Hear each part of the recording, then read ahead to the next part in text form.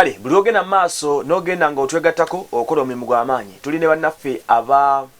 Labour World Connect abakola ku nsonga z'okutwala ebweru emirimu e Saudi Arabia gye giri ne mu nsi zetoleddewo mu Middle East.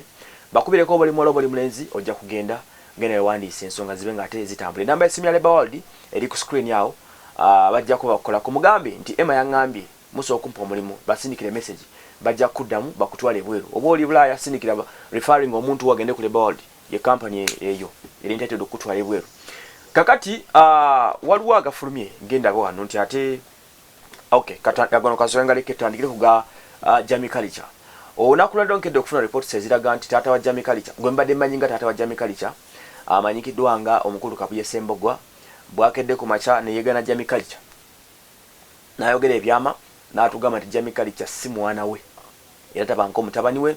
mwana wa kuntumbwe bali bagenze bakuyimba side oba zeruwere eyo bana gye bali bali nga bageza ko sala mpaka za kuyimba Jamie Culture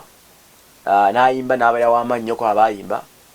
n'amusiima era ekyava mu Jamie Culture n'asaba Kabuye Ssembogga amuzaale ng'omuzadde kabe nambuuza nkuzaale ntya ko Jamie Culture nzaala mu music nfuna erinnya kwe naayitirawo era mbu okuva olwo Jamie Culture n'afuuka mutabani wa Kabuye Ssembogga naye nga bintu bya ku street bintu bya kubala ekitabadde kibi era all along tewali n'owadde akisuubira nti Jamie Culture si mutabani wa Ssembogga ensi nayo tebadde ekirowooza wabula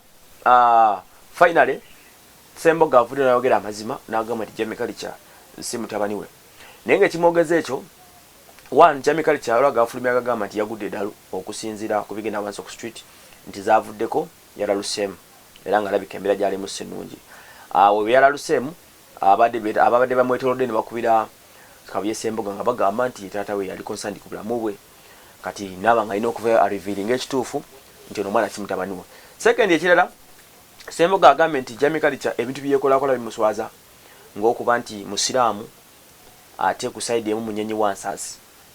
ate mbuye Kabuye Ssembogga munaddiini nnyo emiti y'okusala tabimanyi kati agamba characters za Jamie Culture si nnungi tezimakingana bintu bye zimuswaza samuya. Then wetuvudde awo still ku nsonga y'emu eyo taata we n'agattako nti Jamie Culture waliwo Ssembogga yabedda nga mulwadde wa cancer mbu Jamie Culture yagenda mu buuma n'asabayo akasente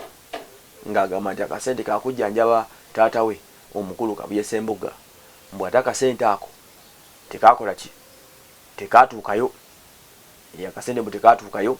n'akalya naye mbu Kabuye yasirika kati agenza bigattagatta factors zonna zonna etiyodde Jamie Culture ebintu ebitali birungi awo makkati awo ne bimunyiiza n'agenda ending up nga Jamie Culture amugjeeko engalo era ng'ensi agitegeezezza nga ye bw'atali taata wa Jamie Culture era n'atugamba nti Jamie Culture na family gyava mu Samuel Verifa bino nsi ya ndongo yabagatta ne baleeta awamu ensonga ne basobola okubanga nate bazikwasaganya ebintu ne bitambula. Nze waswa Emmanuel mwebale nnyo okubanga mutuwe naye nga tukyali awo nga tunagenda wala